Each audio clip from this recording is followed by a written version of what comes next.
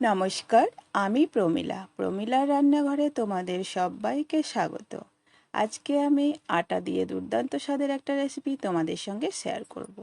আশা করি রেসিপিটা তোমাদের খুব পছন্দের হবে। পছন্দ হলে অবশ্যই লাইক শেয়ার করো, আর আমার চ্যানেলে নতুন হয়ে থাকলে অবশ্যই একটা সাবস্ক্রাইব করে দেবে। চলো রেসিপিটা শুরু করা যাক।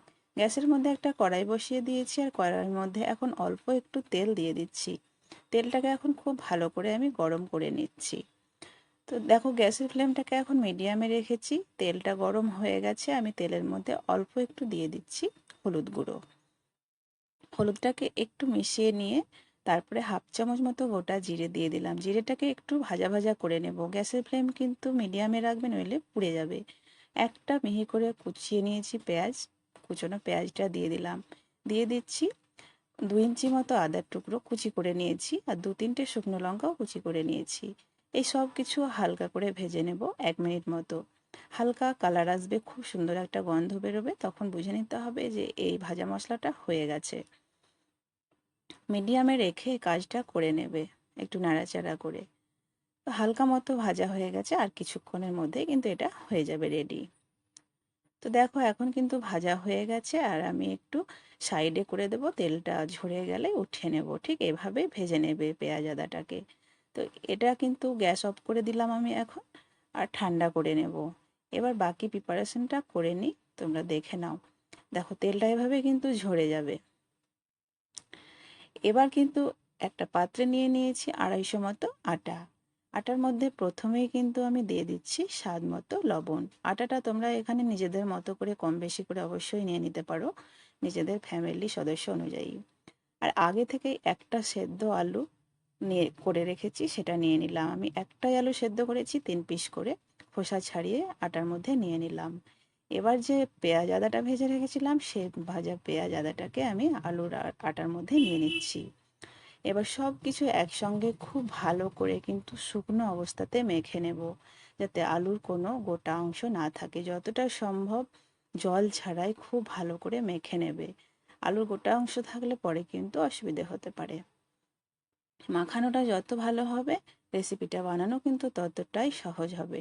তো দেখো আমি কিভাবে মাখাচ্ছি। একদমই অল্প উপকরণ, ঘরোয়া উপকরণে যে এত সুন্দর রেসিপি হয়, তোমরা না বানালে কিন্তু বুঝতেই পারবে না। তো পুরো ভিডিওটা দেখো, স্কিপ করবে না, নইলে এখনও কিন্তু বুঝতে তোমাদের অসুবিধা হবে। তো দেখো, জল ছাড়াই কত সুন্দর কিন্তু অনেকটাই মাখানো হয়ে গেছে। এতে কিন্তু আর অল্প একটু জল লাগবে। অল্প অল্প করে জল দেবো, আর মেখে নেব বাকিটা। খুব একেবারে জল দিয়ে কিন্তু মাখতে যাবে না। আগেই বলেছি, যতটা সম্ভব শুকনো আলু দিয়ে মাখার চেষ্টা করবে। আর তেল তো থাকেই, তেল সহকারেই কিন্তু পেঁয়াজটা নিয়ে নিয়েছিলাম। এখন অল্প অল্প জল দেব, আর একটা সুন্দর সফট ডো তৈরি করে নেব। এই কাজটা একটু ধৈর্য নিয়ে করলেই তোমাদের রেসিপিটা বানানো খুব সহজ হয়ে উঠবে। দেখো, আমি কিন্তু 2বার মতো জল দিয়ে দিলাম। আরও লাগলে অবশ্যই দেব। আর খুব সুন্দর করে কিন্তু চেপে চেপে মেখে নিতে হবে, তাহলে কিন্তু রেসিপিটা ভীষণ সফট থাকবে। তো দেখো, অনেকটাই মাখানো হয়ে গেছে, আর একটু মাখলেই কিন্তু আমাদের আটার ডো একদমই রেডি হয়ে যাবে।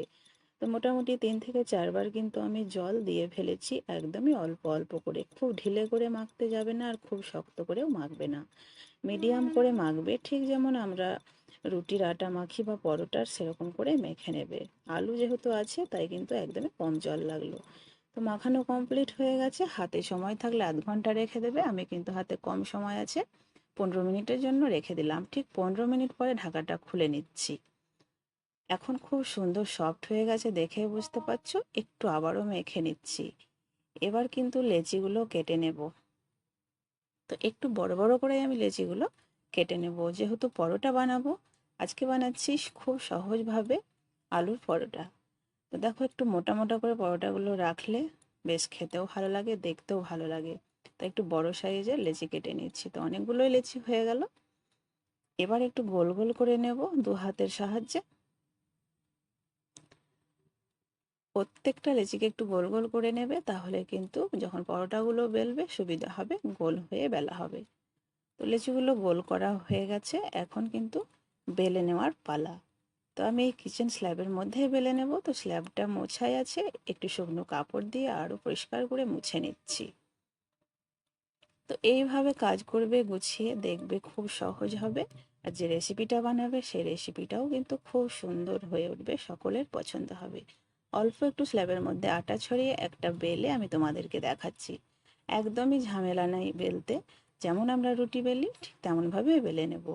কোনো রকম ভাঁজ দেব না বা কোনো রকম লেয়ার কিন্তু দেব না। ডাইরেক্ট রুটি বেলার মতো করে বেলে নিলেই কিন্তু অনেকক্ষণ অবধি পরোটা নরম থাকবে। আর খেতে তো ভীষণ টেস্টি, তোমরা না বানালে এর স্বাদ কখনোই পাবে না। হাতে কম সময় থাকলে অবশ্যই এভাবে আলুর পরোটা বানিয়ে বাচ্চাদেরকে খাওয়াও, বড়োদেরকেও খাওয়াও, ভীষণ খুশি হবে। তো এমনভাবে বেলবে, খুব পাতলা করে ফেলবে না, খুব মোটা করেও ফেলবে না। দেখো ধারটা ঠিক এরকমই রাখবে, এতেই অনেকক্ষণ সফট থাকবে পরোটা। এবার ভেজে নেওয়ার পালা।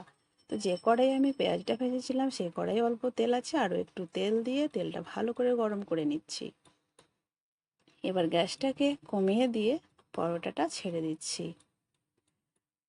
পরোটাটা ছেড়ে দিয়ে কিছুক্ষণ অপেক্ষা করার পর উল্টে দেব। দেখো একটু ফুলতে শুরু করেছে, এবার উল্টে দিচ্ছি। আবারও সেমভাবেই সেকেন্ড পিঠটা কিছুক্ষণ হওয়া অবধি অপেক্ষা করব, তারপরে উল্টে পাল্টে পরোটাটাকে কিন্তু ভেজে নিতে হবে। গ্যাসের ফ্লেমটাকে অবশ্যই একটু মিডিয়ামে রাখবে বা বাড়াবে, এভাবে বাড়িয়ে কমিয়েই ভেজে নিতে হবে। শুকনো মনে হচ্ছে, আমি কিন্তু তেল দিয়ে দিচ্ছি। একটু তেল দেওয়ার চেষ্টা করবে, তাহলে খেতে ভালো লাগবে। শুকনো শুকনো ভাবে করলে কিন্তু পরোটাটার স্বাদও হবে না। তো এভাবে ঘুরিয়ে ঘুরিয়ে একদম কাঁচা যেন না থাকে পরোটাটাকে ভেজে নিতে হবে। ভীষণ টেস্টি, ভীষণ একই রকমই লাগে, একদমই অন্যরকম কিন্তু স্বাদ লাগে না। পুর ভরার ঝামেলা ছাড়া এভাবে তোমরা বানিয়ে নিতে পারো। একটা পরোটা রেডি হয়ে গেছে, উঠিয়ে নিচ্ছি। আরও একটা পরোটা ভেজে তোমাদেরকে দেখাচ্ছি। এবার কিন্তু আমি তেল ছাড়াই আগে পরোটা দিয়ে দিলাম, এভাবেও তোমরা বানাতে পারো। শুকনোই আগে রুটি শাঁকা করে সেঁকে নেবে এপিঠ ওপিঠ খুব ভালো করে একটু টাইম নিয়ে। তারপরে যখন দেখবে রুটির মতন শাঁকা হয়ে গেছে তখন তেল দেবে। তো ঠিক দেখো 2 পিঠ আমার হয়ে গেছে, এবার আমি তেল ঘুরিয়ে ঘুরিয়ে ভালো করে সেঁকে উঠিয়ে নেব। খুব ঝটপট হয়, খুব সুন্দর রেসিপি, দেখবে সকলেরই পছন্দ হবে। বারবার হয়তো এক কথা বলছি, তোমাদের বিরক্তি লাগতে পারে, কিন্তু তোমরা অবশ্যই বানাবে। আর আমার আজকের রেসিপি কেমন হয়েছে অবশ্যই আমাকে কমেন্ট করে জানাবে, বানিয়েছো কিনা সেটাও বলবে। গল্প করতে করতে আমার কিন্তু 2টো পরোটা অলরেডি হয়ে গেল, বাকি পরোটাগুলো একই রকমভাবে আমি তোমাদেরকে ভেজে দেখাচ্ছি। কত সুন্দর হচ্ছে তোমরা দেখে বুঝতে পারছো, কতটা সফট সেটাও আমি দেখাচ্ছি। আর বানালে অবশ্যই বুঝতেই পারবে স্বাদ আর কতক্ষণ সফট থাকে, আর খেতে কত সুন্দর লাগে।